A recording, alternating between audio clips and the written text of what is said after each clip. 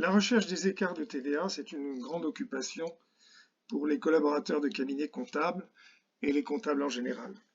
Si vous avez visualisé ma vidéo sur le contrôle de la déclaration de TVA, vous avez pu voir qu'un des contrôles de cohérence que nous devons réaliser et que l'administration fiscale effectue, ce sont les contrôles de multiplication.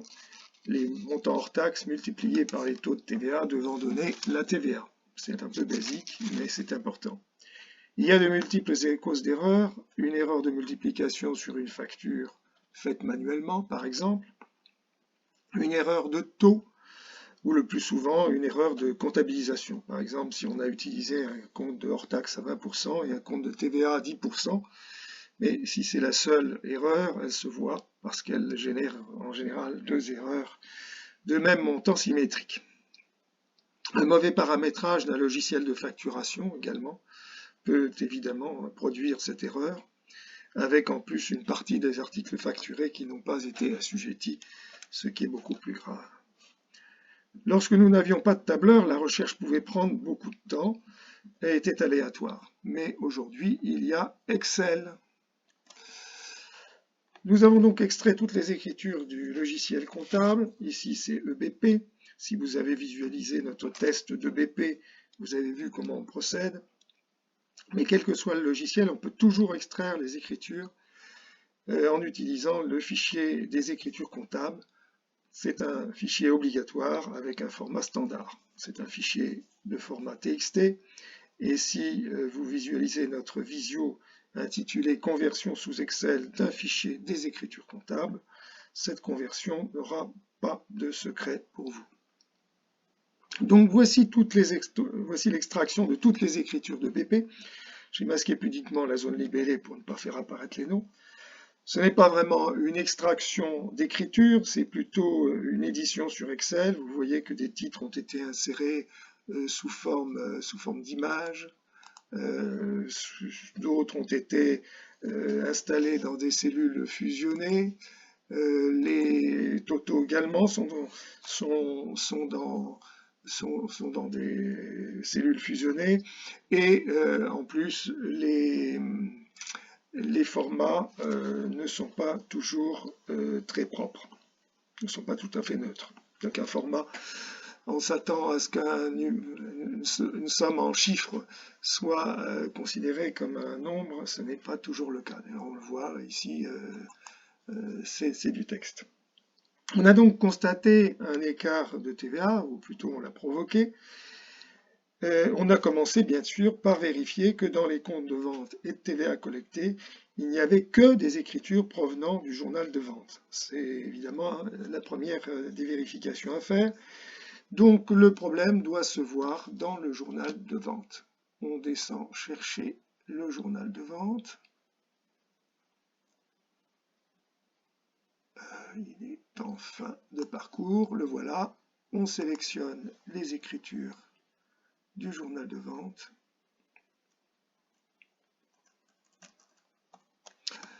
On les copie, copier, et je les colle dans une feuille vierge. Voilà. Je supprime les colonnes qui ne me servent à rien. Et la première colonne que je vois apparaître après avoir supprimé les autres, c'est la colonne de numéro de pièce. Numéro de pièce. C'est cette colonne qui va me permettre de faire ma recherche. Ce dont je suis certain, parce que le logiciel fonctionne comme ça, c'est que ce numéro de pièce est identique pour toutes les lignes d'une facture TTC, hors taxe et TVA. La colonne suivante contient ce que EBP, bon déjà là j'ai la date, je vais la masquer, j'en ai pas besoin. Et la colonne suivante, c'est la colonne numéro de document qui est une saisie libre, donc effectivement il y a des enregistrements qui ne la comportent pas, puis dans certains cas on a d'ailleurs saisi des numéros de facture alternativement dans les numéros de pièces et les numéros de documents, ce qui n'est pas forcément très bien, mais bon c'est comme ça. Je le masque, voilà. Donc ça, c'est mon numéro de compte, bien sûr, vous reconnaissez les numéros de compte. Ici, j'ai les débits, ici, j'ai les crédits. Et je vais rajouter, après avoir supprimé ces deux dernières colonnes, je les supprime, j'ajoute une colonne de solde pour pouvoir travailler avec les soldes et non pas avec les débits et crédits, ce qui va, qu'est-ce que je fais? Plus, moins, voilà, je reproduis la formule sur toute la sélection, voilà. Et maintenant, je vais créer autant de colonnes qu'il y a de comptes de hors-taxe et de TVA pour pouvoir comparer les TVA et les hors-taxe. Alors, pour connaître les montants, il y a une solution toute simple, c'est de filtrer cette zone-là, de sorte que je vais juste faire apparaître d'abord les montants hors taxes, voilà, et je vais faire une copie, un copier-coller de ces zones dans les colonnes. Alors pourquoi un copier-coller? Tout simplement pour m'affranchir des problèmes de format. Là, je suis sûr que le format que j'indique en J1, c'est vraiment le format qui figure dans la colonne. Et je peux vous dire que c'est sûr que ce qui figure dans la colonne, c'est de l'alphabétique, et donc j'aurai de l'alphabétique là-haut aussi, ce sera parfait. Copier, je pense que c'est à peu près par là qu'il faut que je le mette, parce que 704, 400, c'est un autre taux de TVA, ça doit être du 10%, copier, coller, ça c'est du 5,5%, et il faut que je trouve un 700, 410 qui est du 20%, copier, coller, voilà. Et maintenant, il me faut les TVA. Toc, toc, toc. Les trois taux de TVA. Donc, celui-là, c'est la TVA à 20%. Celui-là, c'est la TVA à 5,5%.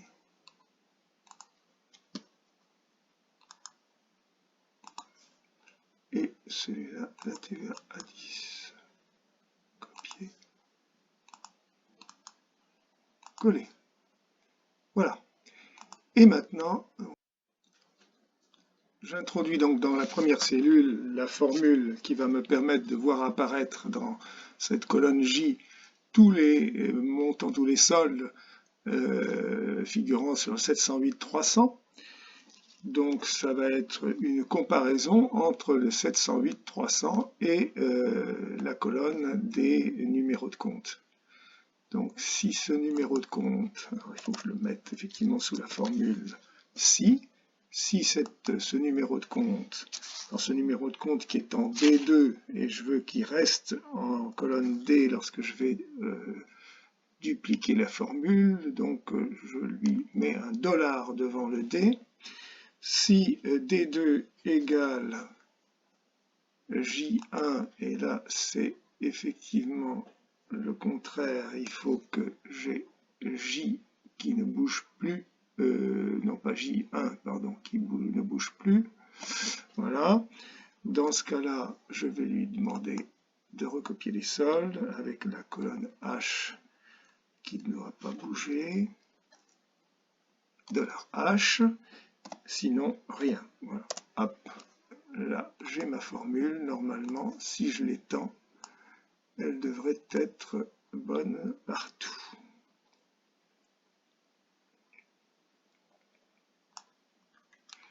Bon, ça a une bonne tête, mais c'est une bonne tête, mais évidemment, c'est pas ce que je veux. Moi, je voudrais bien avoir les hors-taxes et les TVA sur les mêmes lignes pour pouvoir les comparer.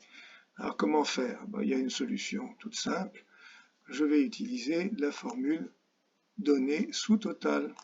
Je vais sous-totaliser les par numéro de pièce. À chaque changement de numéro de pièce, je lui demande de me faire une somme de tous les 7 et de tous les 4.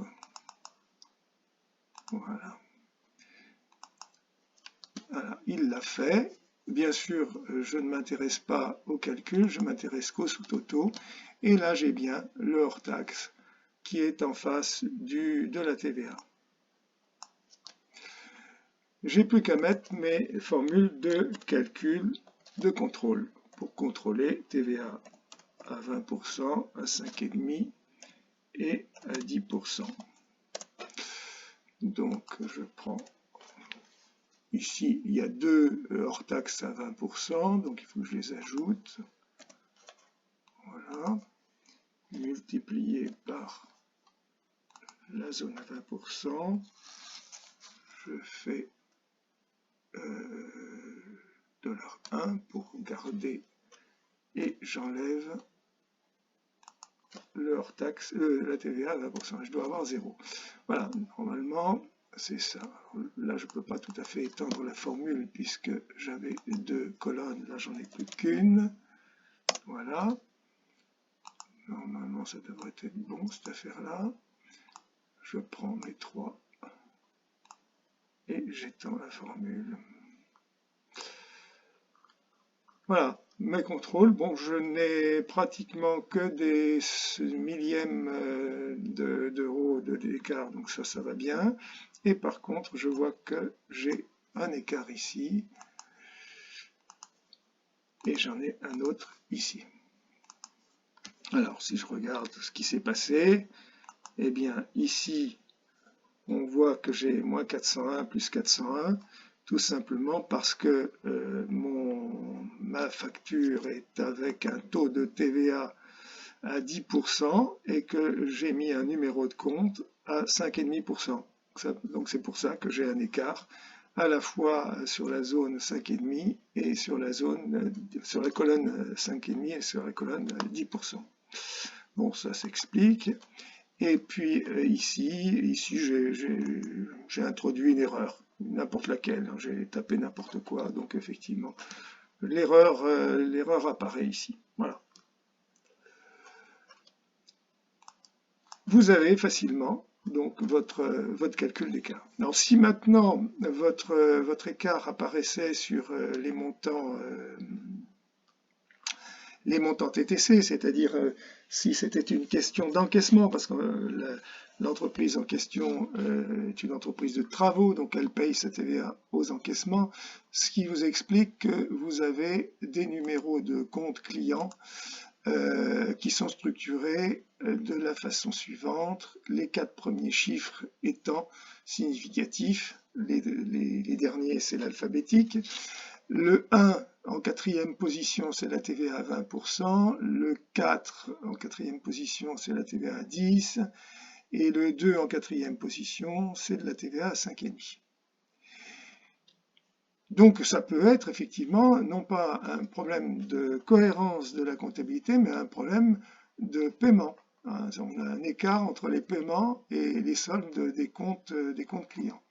Alors dans ces cas-là, il faut que j'étende mon truc à la TVA, non, il vaut peut-être mieux que j'annule les sous-totaux. Ce serait peut-être plus simple. Données sous-totaux. Je supprime les sous-totaux, supprimer tout. Voilà. Et là, je vais rajouter donc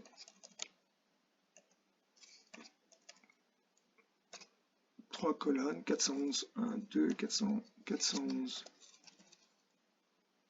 4, voilà.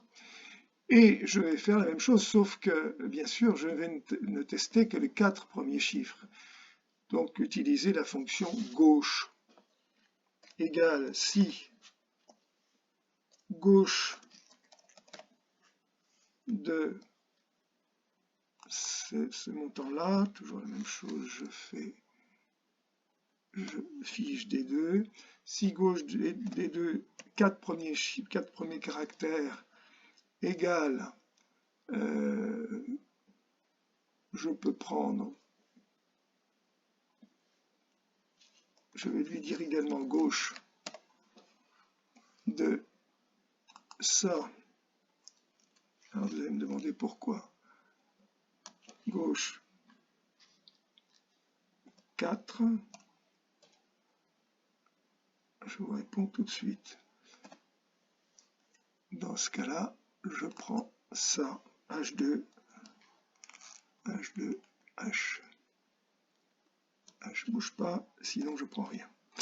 Alors pourquoi j'ai fait dans ma formule, j'ai recopié gauche? Parce que j'ai un problème de format.